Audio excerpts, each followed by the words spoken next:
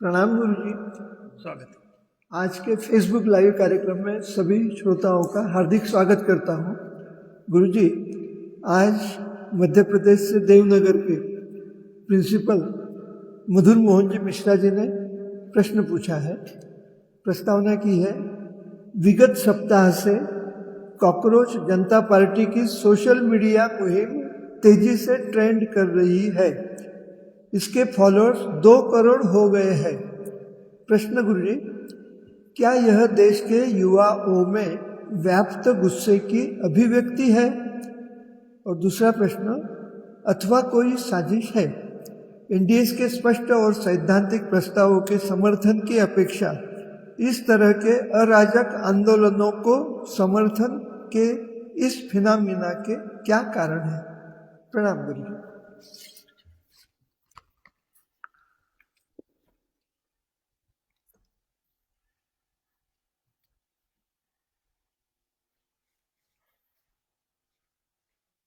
बात बड़ी समसामयिक है।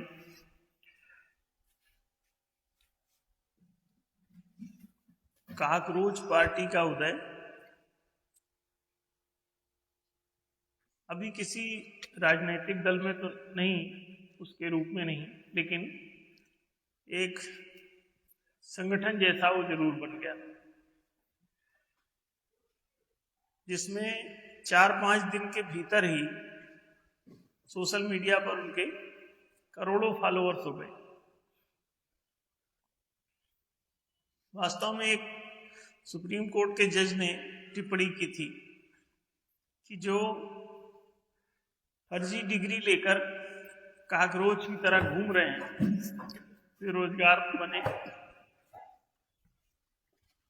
वे आलसी हैं और सोशल मीडिया पे लटके रहते हैं,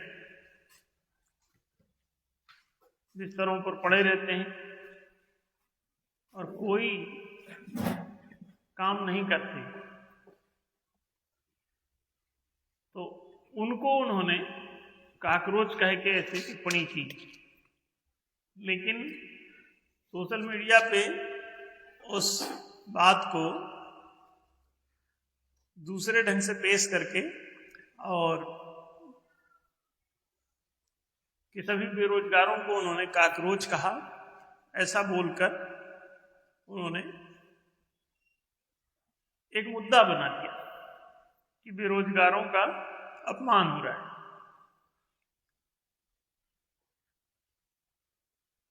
तो बेरोजगार और उनके समर्थक और उनका लाभ उठाने वाले उसमें जुड़ते चले गए और वास्तव में ये एक षड्यंत्र की तरह चला कि बयान को गलत ढंग से पेश करके और एक मुद्दा बना दिया गया। उसके पीछे उनको वास्तव में जो मंशा थी उनके भीतर, वो कुछ और थी। ये कोई राजनीतिक बात नहीं, ना ही इसमें रोजगार की मांग के लिए वो सहमत है, ना शिक्षा की मांग के लिए वो उत्साहित है। न्याय धर्म सभा एक राजनीतिक पार्टी के रूप में प्रतिष्ठित है। अभी पिछले लगभग 7 वर्षों से, इसके पूर्व लगभग 3 दशकों से न्याय धर्म सभा एक सामाजिक संगठन के रूप में काम कर रही थी और चारों जनाधिकारों पर काम कर रही थी। सोशल मीडिया पे शिक्षा, रोजगार, आवासीय सुविधाएं और संरक्षण, इन 4 जनाधिकारों पर न्याय धर्म सभा लोगों को जागरूक कर रही है। लेकिन सोशल मीडिया पे ना तो ये ट्रेंड हो रहा है, ना ही इसके कोई फॉलोअर बन रहे हैं, ना उस पर जुड़ रहे हैं। तो अचानक ये इतने आदमी कहां से जोड़ दिए जाते हैं? जाहिर है कि सोशल मीडिया कुछ षड्यंत्रियों के हाथ में ही खेलता है और ये जो करोड़ों फॉलोअर्स बताए जाते हैं, इसमें से आम जनता कोई नहीं होती। इसमें वो 1 से 5% जो लोग राजनैतिक वर्चस्व स्थापित करके और दूसरों की धन संपदा लूटने, जमीनें लूटने और जमीर लूटने की जो चेष्टा करते रहते हैं, ये उनके कारनामे होते हैं जो सांप्रदायिकता की आड़ में, किसी धर्म की आड़ में, मजहब की आड़ में अथवा राजनैतिक आंदोलन की आड़ में ऐसी बातें करते हैं, फर्जी मुद्दे बनाते हैं और उस पे चढ़ बैठते हैं। उन्होंने जो 5 बातें अभी अपनी रखी थी कि वो किन मुद्दों पे, किन उद्देश्यों से काम कर रही है, तो वो 5 बातों में एक भी जनहित की बात नहीं थी। हमने उसको, उनकी 5 बातों का जिसमें उल्लेख था, वो पोस्टर हमने शेयर किया बीच में सोशल मीडिया पे टिप्पणी के साथ कि इसमें देखें कोई भी जनहित की बात नहीं है जो काकरोच जनता पार्टी उठा रही है। वो जो बातें कह रहे थे उनको सिर्फ भाजपा को डिफीट करना था। और एक बात और भी बता दें, उनको भाजपा या आरएसएस से भी कोई समस्या नहीं। उनकी जो समस्या है वो है भारत की भारतीयता से, भारतीय संस्कृति से, भारतीय सत्य पर आधारित सनातन धर्म से, भारतीय सत्यात्मक न्यायशील वर्णाश्रम व्यवस्था से। क्योंकि ये वर्णाश्रम व्यवस्था आने पर 1 से 5% आदमियों का आर्थिक संसाधनों और मानवीय संसाधनों पर कब्जा समाप्त हो जाएगा। आर्थिक संसाधन में हथियार लेते हैं पहले मानवता को गुलाम बनाने के लिए, तो वो 95 से 99% तक आदमियों को वो गुलाम बनाते हैं।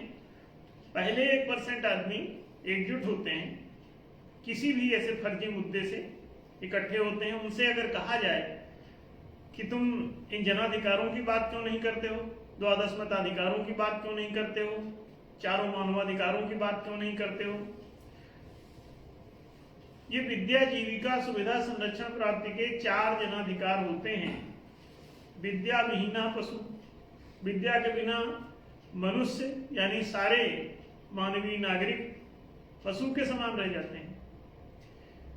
सारे लोग चुप हैं, सारे संत महात्मा चुप हैं, सारे राजनेता चुप हैं, सारे सेठ लोग चुप हैं, सारे मठाधीश चुप हैं। आखिर ऐसा क्यों है? सारे इमाम, पादरी, चारों शंकराचार्य सब इन मुद्दों पर चुप क्यों हैं? ये सनातन धर्म के 4 पुरुषार्थ हैं एक्चुअली, धर्म, अर्थ, काम, मोक्ष। तो विद्या को ही धर्म कहते हैं जो ज्ञान और गुण देती है। तो ये गुण ही धर्म है, धन ही अर्थ है, सुख ही काम है और स्वास्थ्य और स्वतंत्रता ही मोक्ष है। से एक शब्द में आप स्वस्थ कह सकते हैं। तो ये गुण, धन, सुख और स्वस्थ प्राप्ति के 4 मानवाधिकार होते हैं किसी भी मानवीय समाज में, जिनको डिफीट करने के लिए पूरी ईसाइयत, पूरी इस्लामियत, पूरी यहूदियत, पूरी हिंदुत्व, जितने भी सांप्रदायिक ऐसे संगठन हैं, चाहे वो कबीर पंथ हो, चाहे वो राधा स्वामी संप्रदाय हो, जितने भी धार्मिक आध्यात्मिक संगठन हैं, सब इस पर साइलेंट रहते हैं। वो मानवाधिकारों का दमन किए बिना अपने संगठन को सरवाइव नहीं करा सकते। तो 4 मानवाधिकार कि मनुष्य को गुण, धन, सुख और स्वस्थ प्राप्त करने का अधिकार है सामाजिक रूप से, और राजनैतिक रूप से विद्या, जीविका, सुविधा, संरक्षण, ये 4 जनाधिकार होते हैं। एजुकेशन, एम्प्लॉयमेंट, एकोमोडेशन और प्रोटेक्शन। ये 4 जनाधिकार जब तक लोगों को नहीं सुलभ हो जाते, कोई भी राजनीति अथवा कोई भी राजनेता अथवा कोई भी राज्य अथवा कोई भी राष्ट्र न्यायशील स्वयं को सिद्ध नहीं कर सकता, प्रमाणित नहीं कर सकता। तो ये फर्जीवाड़ा सामाजिक तल पर मानवाधिकारों को लूटने के लिए और राजनीतिक तल पर जनाधिकारों को लूटने के लिए फैलाया जाता है। और मूल रूप से लोगों को केवल 1% आदमी ही रहता है, इसमें 99% को मूर्ख बनाता है। उसमें से 4% अपने चाटुकार सेट कर लेता है, उनके जमीर को खरीदता है। वो 1% वो है जिनका सारे संसाधनों पर कब्जा होता है। आज भी पूरी दुनिया के संसाधनों पर 1% लोगों का ही कब्जा है। ना केवल आर्थिक संसाधन बल्कि मौद्रिक संसाधन।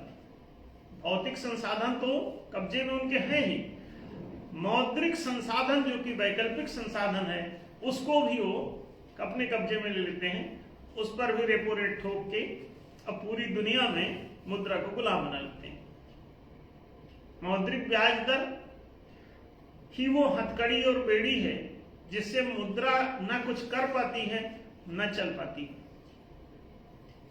ना ही मुद्रा का फ्लो बन पाता है, ना ही उससे पूंजी का निर्माण संभव हो पाता है। हर वाणिज्यिक क्षेत्र का आदमी पूंजी संकट से जूझता है। पूंजी पाने के लिए उनके ब्याजू सेठों बैंकरों के पास जाना उनकी मजबूरी हो जाती है और वो रेपो रेट का कमाल चालू हो जाता है।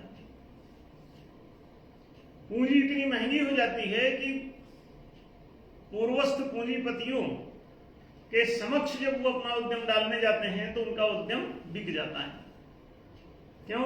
इनकी उत्पादन लागत ज्यादा हो जाती है, क्योंकि पूंजी लागत बढ़ी हुई है रेपो रेट अथवा ब्याजखोरी के कारण। ब्याज प्रथा पूंजी लागत को बढ़ा देती है और सेठ लोग जो है मुद्रा को नियंत्रित करने के लिए वित्त मंत्री, रिजर्व बैंक ऑफ इंडिया, दुनिया भर के सभी राष्ट्रों के केंद्रीय बैंकों को चंद लोग जो है वो कैप्चर कर लेते हैं। कौन? जिन्होंने आर्थिक संसाधनों को पहले से कब्जा किया हुआ है।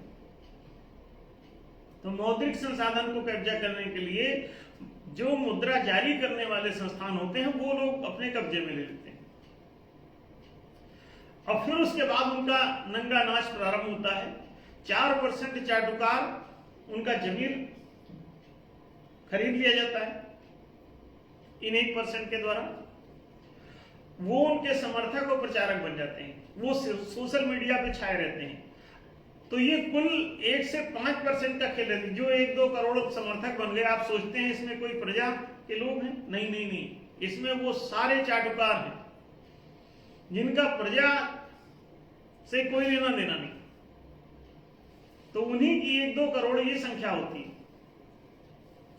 उनमें से किसी को भी कहा जाए, काकरोच पार्टी को जो स्थापित किया है या आम आदमी पार्टी को जो स्थापित किया था, उनसे पूछा जाए कि तुम क्या ये चारों जनाधिकार से सहमत हो? क्या तुम ये चारों मानवाधिकार से सहमत हो? क्या तुम 12 मताधिकारों से सहमत हो? क्या तुम जनता को सच में आजाद कराना? जनता की आजादी है कि जनता के मत से नियम नीति निर्णय चले, शासन सत्ता पर जनता का अंकुश हो, मतों का, दंडों का नहीं, मतों का। बड़ी बेशर्मी से नेहरू और अंबेडकर जैसे लोगों ने एक मताधिकार आपको दिया, 12 मताधिकार होते हैं। सरकार के 3 खंभे हैं, चौथा मीडिया है, चलो उसे बाहर करो। सरकार में जो घुसे हैं 3 खंभे, विधायिका, मंत्रिका, न्यायिका, इनके द्वारा विधान, मंत्रणा और न्याय किए जाते हैं। तो इन 3 खंभों पर इनके द्वारा बनाए गए नियम नीति निर्णय को पारित खारिज करने के 2-2 अधिकार प्रत्येक के होते हैं। तो ये 3 दूनी 6 अधिकार होते हैं, ये शासन व्यवस्था के, और 6 अधिकार इसी तरह से शासन सत्ता के होते हैं। विधायिका, मंत्रिका, न्यायिका में जो विधाता, मंत्री और न्यायाधीश नियुक्त किए जाते हैं, उनको भी उनकी पात्रता परीक्षण के पश्चात यदि जनमत से, जनता के बहुमत से उनका नियोजन निरसन हो सके, पदस्थापना और पदच्युति हो सके, तो पूरा लोकतंत्र हो जाता है, शासन सत्ता में भी, शासन व्यवस्था में भी। तो 6 मताधिकार शासन सत्ता पर और 6 मताधिकार शासन व्यवस्था पर होते हैं। जनता के मत से आप ये तीनों को पारित खारिज करना शुरू करो, जनता स्वतः आजाद हो जाएगी। जनता को आजाद कराने की तुम नाटक क्यों खेलते हो? कभी कांग्रेस तुमको आजाद कराती है। जिन लोगों ने, जिन मुगलों ने आपको पूरे 1000 साल गुलाम बना के रखा, वो अंग्रेजों से आपको आजाद करा रहे थे। आप सोच के देखो कितना फ्रॉड है। दरअसल ये सारा धंधा वो 1 से 5% आदमी का है। 4% उनके चाटुकार, जड़ खरीद गुलाम, या उनके मैनेजर्स कह लो, पैसे के द्वारा जो जमीन अपना बेच चुके हैं अपनी निजी सुविधाओं के चक्कर में, ये वो गद्दार होते हैं जो उन 1% की चाटुकारिता में सोशल मीडिया पे लगे रहते हैं। 1% वो खानदानी लोग हैं जो पीढ़ी दर पीढ़ी सत्ता अपने मुट्ठी में किए रहते हैं, और उस खानदान में कोई घुस जाता है, कोई मारा जाता है, तो कुछ नए घुस जाते हैं। कोई मारा गया या मर गया या वंश नाश हो गया, अधिकांश का वंश नष्ट हो जाता है। मैक्सिमम राजवंश मारे जाते हैं, नेताओं के वंश मारे जाते हैं, सेठों के वंश मारे जाते हैं, जिनका 1% सभी रिसोर्सों पर, जिन 1% का दुनिया के सभी रिसोर्सों पर पूरा कब्जा रहता है, लगभग प्रत्यक्ष अथवा अप्रत्यक्ष रूप से। आपके पास अगर जमीन है भी तो उसको गिरवी करा लेते हैं, इस तरह से अपने कब्जे में कर लेते हैं। आपकी हर संपत्ति, आप दुकान खोलते हैं, दुकान को फाइनेंस करके दुकान पे अपना कब्जा जमा, अब आप कमाइए और उनको ब्याज के रूप में अपनी कमाई चुकाते रहिए। उनके पास बिना परिश्रम का धन जाता रहेगा। तो ये 1% लोग ऑल ओवर द वर्ल्ड हैं, हर देश में हैं, हर समाज में हैं, हर धर्म में हैं, और पूरी दुनिया को ये गुलाम बनाए हुए हैं। और ये जितने समर्थक, जो आप इन पार्टियों के 4 करोड़ समर्थक, 2 करोड़ समर्थक, 20 मिलियन फॉलोअर्स जो आप ये देखते रहते हो कि तुरंत बन जाते हैं, ये वो 4% लोग हैं जो जमीर बेचे हुए हैं। और ये किसी भी पार्टी के हैं, केवल काकरोच पार्टी बनाने की बात नहीं। आम आदमी पार्टी भी इसी तरह का काकरोच पार्टी था पुराना। Cockroach party number 1, cockroach party number 2 ये तैयार हुई। और जनहित विरोधी है वो 100%। जब वो सत्ता में आ रहे थे, पार्टी बना रहे थे, तब भी हमारी फोन पर बात हुई उनके पदाधिकारियों से, मुखियाओं से, कि आप ये जनाधिकार चारों क्यों नहीं शामिल करते हो, जनता को शिक्षा, रोजगार, सुविधा, संरक्षण। वो दूसरे मुद्दे घुसा रहे थे उसमें। अब अंततोगत्वा उनके पूरे आम आदमी पार्टी के सारे मुद्दे नष्ट हो गए। अब वो हमारे इन्हीं 4 मुद्दों पे झूल रहे हैं, लेकिन बड़े फराडोलस तरीके से। मनीष सिसोदिया से हमारी बात हुई, कुमार विश्वास से हमारी बात हुई, संजय सिंह जो उनके बड़े लीडर हैं आम आदमी पार्टी, उनसे हमारी फोन पे बात हुई। कुमार विश्वास के तो घर पर बैठ के बात हुई। संदेश जी गए थे, न्याय धर्म सभा की पुस्तकें भी दी उनको, धर्म संस्थापक संघ की ही कई पुस्तकें उन्हें दी पढ़ने के लिए। अटल बिहारी वाजपेयी को भी भिजवाया था जब वो थे जीवित। अशोक सिंघल जी को भिजवाया था 4 जनाधिकारों की बुकलेट, जब वो जीवित थे, विश्व हिंदू परिषद के अध्यक्ष थे।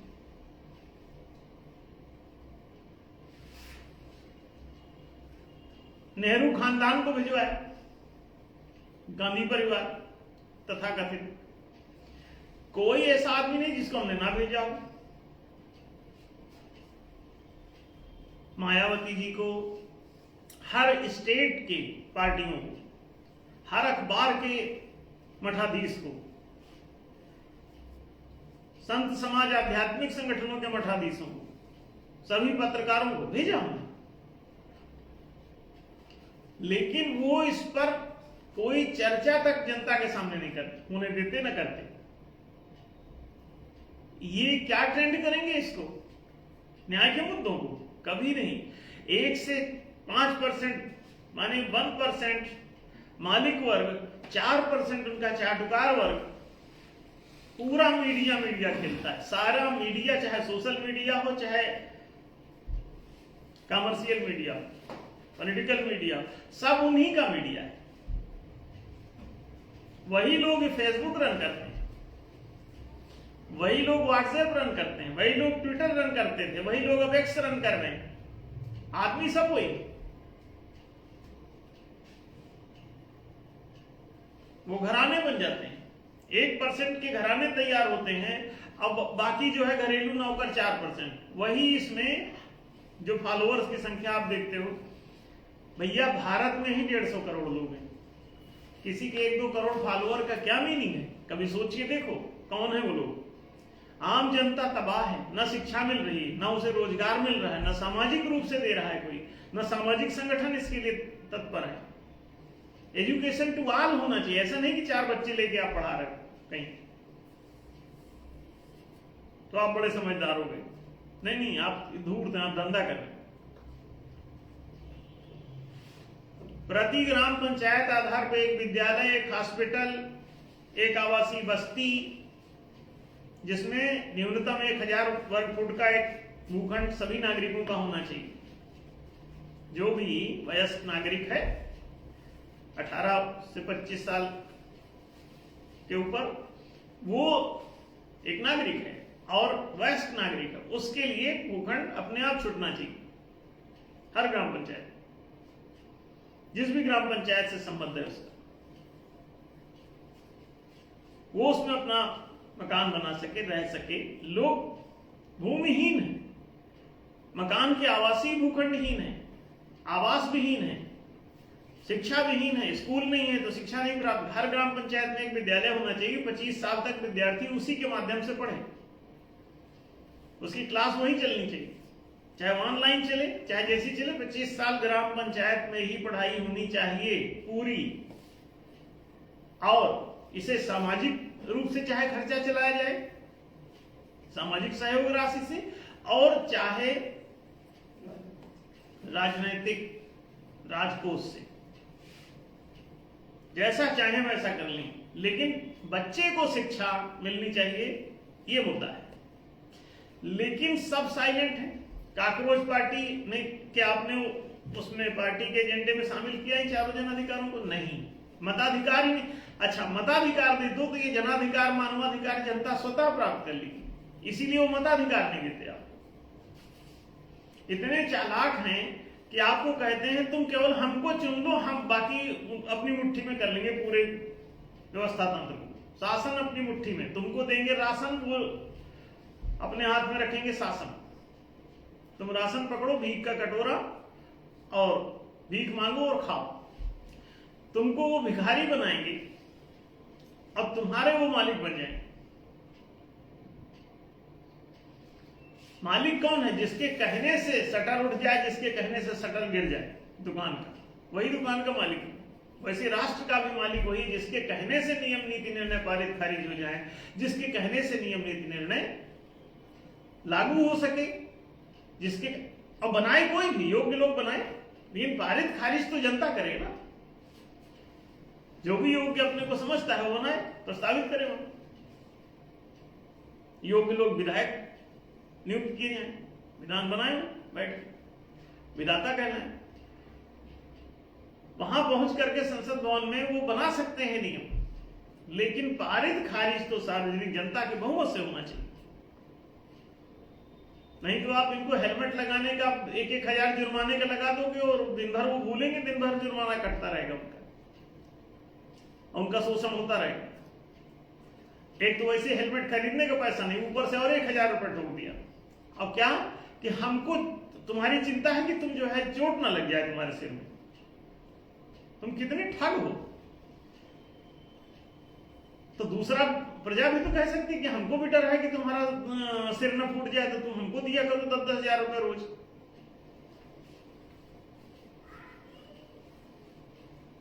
तो क्या मान जाएंगे वो? जनता अगर इस तरह का नियम बना दे कि सारे नेता लोग मिल करके और जनता को 10-10 हजार रुपये रोज दिया करेंगे, क्योंकि जनता इस तनाव में रहती है, उस तनाव की शांति के लिए उनको चाहिए कि हमारा नेता मर ना जाए।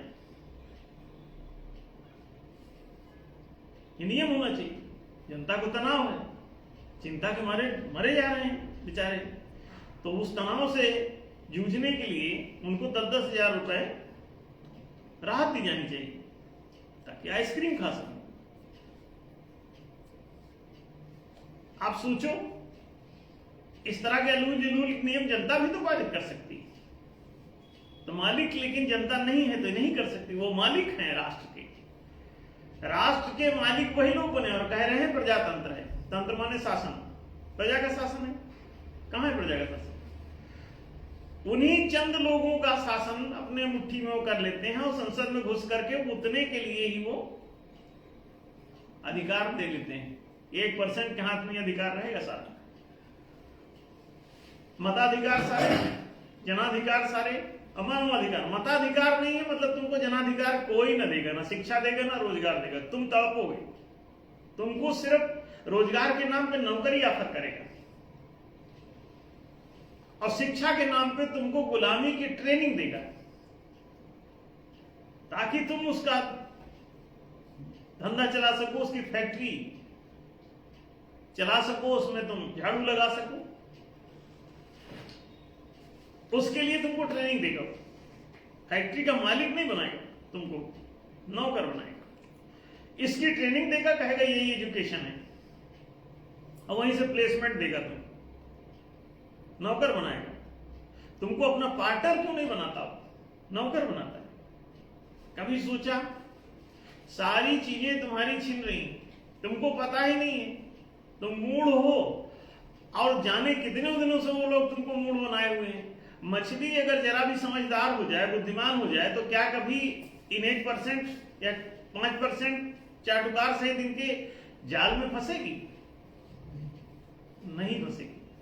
क्या कोई बकरी इनके कसाईयों के गड़ासे के नीचे आएगी? भाग जाएगी, पहले ही समझदार होगी। इसलिए आपको शिक्षा नहीं देते वो लोग, उस भेड़ बकरी की तरह काटते रहते हैं, बैलों की तरह गुलाम बना के आप अपने हालों में जोतते हैं।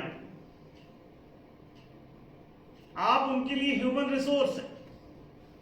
जैसे फिजिकल रिसोर्स है, इकोनॉमिकल रिसोर्स है। इकोनॉमिक रिसोर्स जो है उसी को फिजिकल आपके लिए ह्यूमन रिसोर्स बना रहे हैं। तो इकोनॉमिक और ह्यूमन दोनों रिसोर्स पर उनका कब्जा है।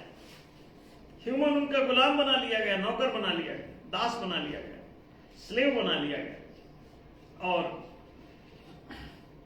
रिसोर्सेस के जरिए बनाया गया, क्योंकि रिसोर्स जब वो कब्जा कर लेंगे, पूरा अपने मुट्ठी में कर लेंगे, तभी आप गुलाम, नौकर, दास बनेंगे, स्लेव बनेंगे, नहीं तो आप भाग जाएंगे। जब आप भूखों मरने लगे, कोई रिसोर्स नहीं है, तो मजबूरी में आप उनके पास जाएंगे, उन जमींदारों के पास, उन सेठों के पास, उन फैक्ट्री कारखानाधीशों के पास, फैक्ट्री ओनर्स जो हैं, तो उनके पास आप पहुंचेंगे कि आप उनको नौकर रख लीजिए। तो मजबूरी में वो जाके वहां पर नौकर बनेंगे, दास बनेंगे, स्लेव बनेंगे, गुलाम बनेंगे। तो पहले आपको मजबूर किया जाता है, तब आप मजदूर बनते हैं। बिना मजबूरी के कोई मजदूरी नहीं करेगा, मालिक ही बनना पसंद करेगा। मताधिकार छीन लेने पर आपकी मिल्कियत खत्म हो जाती है, आप मजबूर हो जाते हैं। मताधिकार ले लीजिए आप, उसके बाद देखिए, अगर किसानों के पास कृषि भूमि ना पहुंच जाए, अगर वणिकों के पास वाणिज्यिक पूंजी ना पहुंच जाए, अगर राजकर्मियों के पास राजस्व से समान वेतन न पहुंचने लगे, तो आप उनको बताइएगा। नेताओं के पास समान भत्ता न पहुंचने लगे तो बताइएगा। अभी तो ऊपर का आदमी सब अपनी तरफ शिफ्ट कर लेता है। जो जिसके पास जितना पावर उतना बड़ा लुटेरा, जिसकी लाठी उसकी भैंस। राजकोष लूट रहा है, मंदिर का कोष पहले लूट रहा है, फिर राजकोष भी लूट रहा है, फिर उसके बाद वाणिज्यिक कोष भी लूट रहा है, फिर कृषि की संपत्ति भी लूट रहा है, अब वन संपदा भी वही लूट रहा है। जल जंगल जमीन के लिए संघर्ष कर रहे हैं, नक्सली बन के आतंकी बने फिर रहे हैं। वो अनपढ़ गंवार आदिवासी जिनके पैर में न चप्पल है न बदन में कपड़े ढंग के, वो आंदोलन कर रहे हैं कि उनको कंटा तो गोबर का उठा लेने दी जाए, पत्ता तो तोड़ नहीं, सबका ठेका होता है। तेंदू पत्ते का भी ठेका चल रहा है, लकड़ी का ठेका चल रहा है, सब वन संपदा पूरी लूट ली उन्हीं चंद 1% लोगों के द्वारा। कुछ घराने हैं जो हर चीज को, कोयले की खदान पर उनका कब्जा, दूसरी चीजों के खदानों पर उनका कब्जा, पेट्रोल पर उनका कब्जा, डीजल पर उनका कब्जा, सब जमीन से निकलने वाली हर जगह। अब पानी पर भी उनका कब्जा, अब बिजली पर भी उनका कब्जा, गांव की हर जमीन पर उनका कब्जा, जंगल की हर जमीन पर उनका कब्जा, हर हरियाली पर उनका कब्जा, हर पेड़ पर उनका कब्जा। और तुम पैदा हुए हो 95% आदमी सिर्फ गुलामी करने के लिए। तो वो 4% जो चाटुकार बनाए जाते हैं, वो सारे के सारे उन्हीं को काकरोच समझो।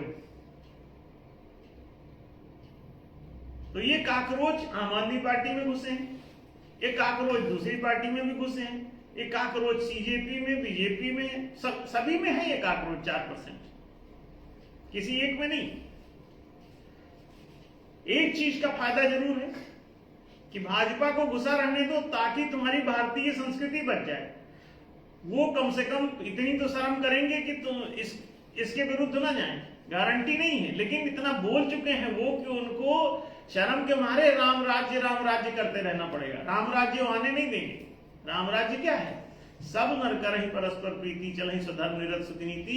क्योंकि राम राज बैठे त्रैलोका, हर्षित भय गए सब शोका, बयर न करु काहू संकोई, राम प्रताप विषमता कोई। समाधिकारिता दे दी गई, चारों जनाधिकार समान रूप से दे दो। नहीं दरिद्र को दुखी न दीना, नहीं को अबुध न लक्षण ही न। सब पढ़े लिखे, सब गुणज्ञ पंडित, सब ज्ञानी, सबको शिक्षा, सबको रोजगार, सब प्राप्त है। माना कोई अशिक्षित है न बेरोजगार, न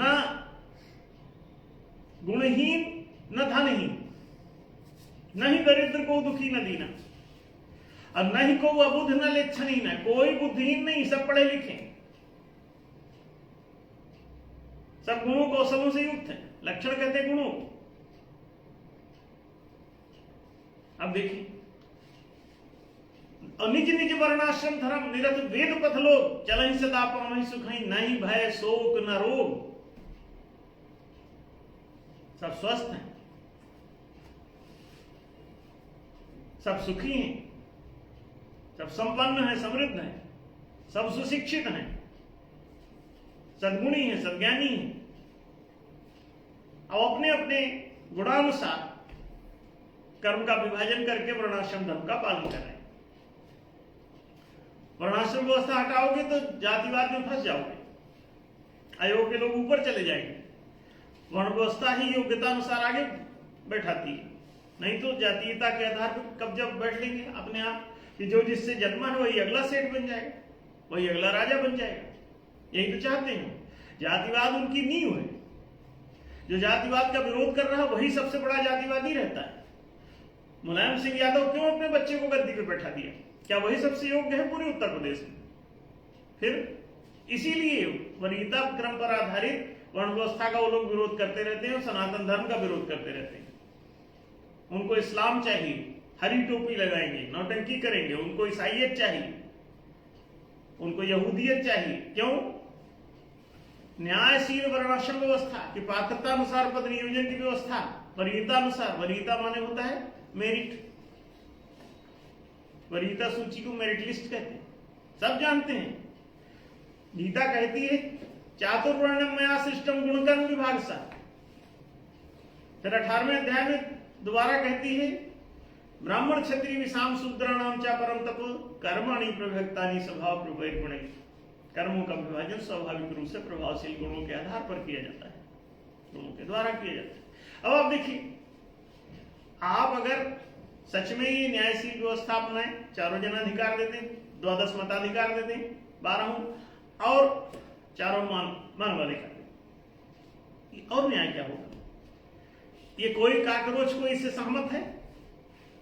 और ये आम जनता की नीड है, 95 से 99% की नीड है। 1% इनको खरीद लेता है, इनकी मजबूरियों को, और अपना चाटुकार बना लेता है 4%, और 95% को लगातार गरीबी, भुखमरी, तबाही, अशिक्षा, बेरोजगारी, बेघरी, बीमारी से उनको लगातार ग्रस्त रखता है और लगातार दुख भुगवाता है उनको। सब दरिद्र, सब दुखी, सब दीनहीन, और ये काकरोच तैयार करता रहता है वो अपने 1% आदमी, 4% काकरोच तैयार करता है। तो ये सब जगह इस भारतीयता को, इस सनातनता को बेदखल करने, इसको मिटाने के चक्कर में लगे रहते हैं। देखो लगातार स्टालिन चिल्ला रहा साउथ में कि वो सनातन धर्म को मिटाने के लिए आया है, उसको मिटाएगा। तो आप देखो, सनातन धर्म के सत्य पर आधारित कोई बात हो तो सनातन कहलाती है। क्यों? 2 + 2 = 4। पहले भी था, अब भी, आगे भी रहेगा। सही बातें शाश्वत ही होती हैं, सनातन होती हैं। जो भी बात सत्य हो वो सनातन ही हो, उसी को मिटाना चाहते हैं। हम जो कह रहे हैं, कोई भी इन बातों को खारिज कर सकता है, किसी की औकात नहीं, भारत में नहीं, पूरी दुनिया में। अब बैठ के बात भी नहीं कर सकते लोग। ऑनलाइन तो हमसे कोई बात करेगा ही। हम 35 साल से समाज में काम कर रहे हैं, कर तो बचपन से ही नहीं, लेकिन 35 साल से 100% कर रहे हैं। तो कोई फेस नहीं करता, वो चाहे आरएसएस का आदमी हो, चाहे बीजेपी का हो, चाहे कांग्रेस का हो, चाहे आम आदमी पार्टी का हो, चाहे जिस पार्टी का हो, सबकी हालत पंचर हो रखी। वो 1 से 5% आदमियों का खेल है, उनके 4% काकरोच और 1% काकरोचों के मालिक। ये खेल चल रहा है, इसे समझो। तो आशा है कि डॉक्टर साहब इस पर फिर होगी बात मधुर जी को।